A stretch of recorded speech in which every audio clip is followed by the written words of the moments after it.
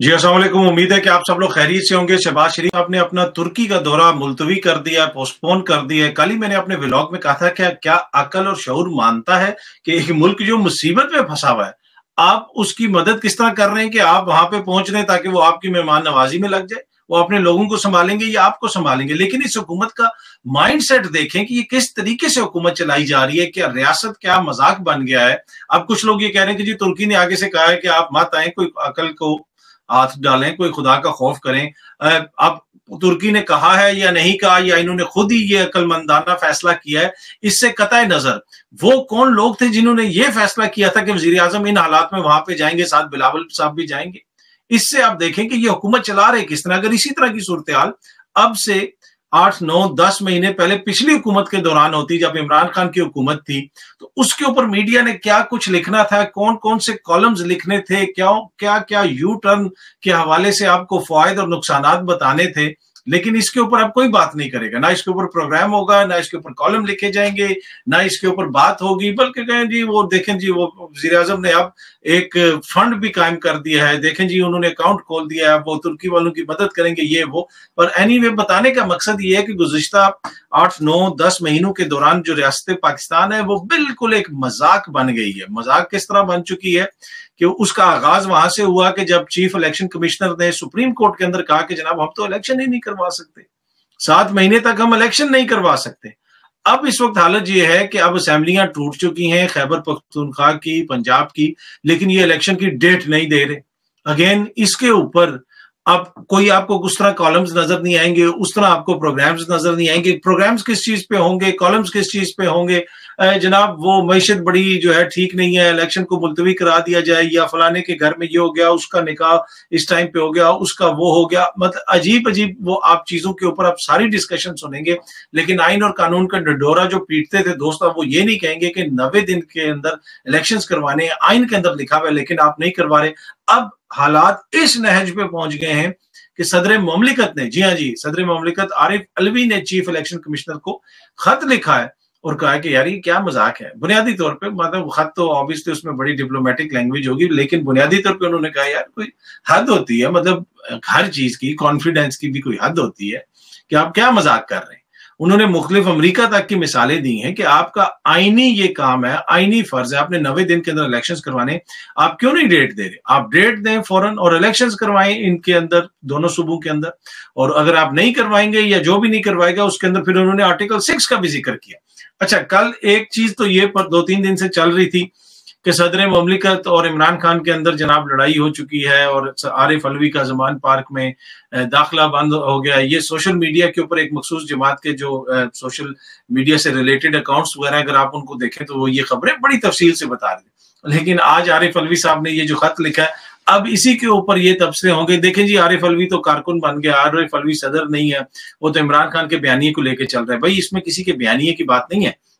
آئین کے اندر لکھا ہوا ہے کہ آپ نے الیکشنز کروانے، تو آپ الیکشنز کیوں نہیں کروا رہے؟ اور اس خط کے اندر اور انہوں نے، جس طرح میں نے پہلے بھی عرض کی، کہ دیگر ممالک کی مثالیں وغیرہ بھی دی ہیں اور کہا ہے کہ جناب یہ الیکشنز ہونے چاہیے۔ لیکن اب آپ ایک چیز دیکھیں گے کہ ٹی وی پروگرامز کے اندر بار بار یہ حکومت کے لوگ نہیں، بڑے بڑے سینئر صحافی اور اینکر وہ یہ کہتے ہیں جی ملک کے تو اب حالات ہی نہیں ہے کہ الیکشنز ہو سکیں۔ بھائی کون سی ایسی قیامت آ گئی ہے کہ الیکشنز نہیں ہو سکتے؟ اگر الیکشنز نہیں ہو سکتے تو پھر آپ ضمنی انتخابات 124 سیٹوں پہ کروانے کے لیے تیار بیٹھے۔ آپ نے 30 35 سیٹوں کا تو آپ نے شیڈیول بھی جاری کر دیا، اس کے ساتھ ساتھ آپ نے دیگر لوگوں کے بھی جو استعفے منظور کیے ہیں پی ٹی آئی کے، اس کے اوپر بھی آپ کہتے ہیں آپ الیکشنز کروائیں گے۔ آج لاہور ہائی کورٹ نے وہ جو پی ٹی آئی کے استعفے تھے، غالباً 43 لوگوں کے جو استعفوں کا نوٹیفیکیشن تھا کہ وہ منظور ہوئے ہیں، اس کو معطل کر دیا ہے، اس لیے کہ پی ٹی آئی کے ایم ایل ایز نے کہا کہ ہم نے تو اپنے استعفے واپس لے لیے تھے، انہوں نے راجہ ریاض کو بچانے کے لیے ہمارے استعفے منظور کیے ہیں، تو اب وہ بھی لاہور ہائی کورٹ نے معطل کر دیا۔ اب دیکھتے ہیں وہ چیزیں کس طرف جاتی ہیں۔ اور دوسری طرف پی ٹی آئی بھی یہ مطالبہ کر رہی ہے کہ اب جو ہے راجہ پرویز اشرف صاحب جو ہے کوئی خدا کا خوف کریں، عدالت کے اوپر ہر چیز نہ چھوڑیں، اور خود ہی جو نئے جو اپوزیشن لیڈر ہیں ان کا اعلان کر دیا جائے کہ نیا اپوزیشن لیڈر کون ہے، کیونکہ راجہ ریاض تو نہیں ہو سکتے۔ پر اینی وے اب یہ بھی ہو گیا کہ لاہور ہائی کورٹ سے یہ فیصلہ آ گیا، دوسری طرف صدر مملکت صاحب یہ خط لکھ رہے ہیں کہ آپ جو ہے الیکشن کروائیں، پر آنے والے دنوں میں آپ دیکھیں گے کہ جی مختلف تنظیمیں، جی یہ بزنس مینوں کی تنظیم ہے، یہ تاجروں کی تنظیم ہے، یہ فلانی سوسائٹی کی تنظیم ہے، یہ ملک کو بچانے والی تنظیم ہے، یہ استحکام کی تنظیم ہے، یہ عدم استحکام کی تنظیم ہے، یہ اس کے لیے ڈائلاگ کر رہے ہیں، یہ اس کے لیے ڈائلاگ کر رہے ہیں، اور وہ کہیں گے جی ہم قرارداد پیش کرتے ہیں، ہمارا مطالبہ ہے کہ 1 سال کے لیے انتخابات نہ کروائی جائیں، پہلے معیشت سنبھالی جائے، 2 سال کے لیے انتخابات نہ کروائی جائیں، پہلے معیشت سنبھالی جائے۔ بنیادی چیز وہی ہے کہ الیکشن سے بھاگنا ہے، ہر صورت میں جو مرضی ہو جائے ہم نے الیکشن سے بھاگنا ہے۔ اچھا، ایک اور چیز آج عمران خان صاحب نے جو ہے وہ ٹویٹ کی، وہ بھی میں آپ سے شیئر کرنا چاہتا ہوں۔ اس میں انہوں نے مختلف چیزوں کا ذکر کیا۔ انہوں نے کہا کہ ہمارے دور کے اندر جو گرفتاریاں وغیرہ ہوتی تھیں وہ زیادہ تر نیب کے کیسز تھے، اور وہ بھی 95% وہ کیس تھے جو ان لوگوں نے خود بنائے ہوئے تھے، اس میں نیب گرفتاریاں کرتا تھا۔ لیکن جس طریقے سے یہ لوگ کاروائیاں کر رہے ہیں، پرویز الہی صاحب کا انہوں نے ذکر کیا، انہوں نے کہا کہ میں اس کی پرزور مذمت کرتا ہوں کہ جس طرح پرویز الہی صاحب کے گھر میں گجرات میں چھاپے مارے گئے اور ہمارے لوگوں کو ہراس کیا گیا، یہ اس حکومت کی برہنہ فسطائیت ہے، اور ان کے ہینڈلرز کی یہ بنیادی طور پہ خوف ڈالنا چاہتے ہیں، لوگوں کو ڈرانا چاہتے ہیں۔ اور پھر انہوں نے یہ بھی ذکر کیا کہ میں آپ لوگوں کو یاد کرواتا چلوں کہ ہمارے دور میں جو شریف خاندان یا کسی کی بھی جو بھی گرفتاری ہوئی تھی وہ نیب نے کی تھی،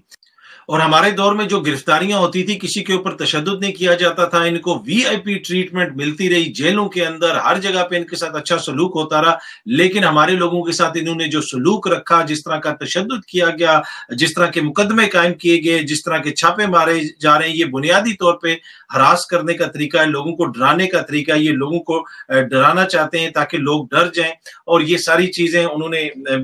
3-4 ٹویٹس کے اندر 3 ٹویٹس غالباً کی، اور اس کے اندر انہوں نے اس چیز کا ذکر کیا۔ اگر آپ دیکھیں بھی تو اس دور کے اندر جو زیادہ تر کیسز ہو رہے ہیں وہ جی بغاوت کا کیس ہو گیا، یہ کیس ہو گیا، بولنے کے اوپر کیس ہو گیا،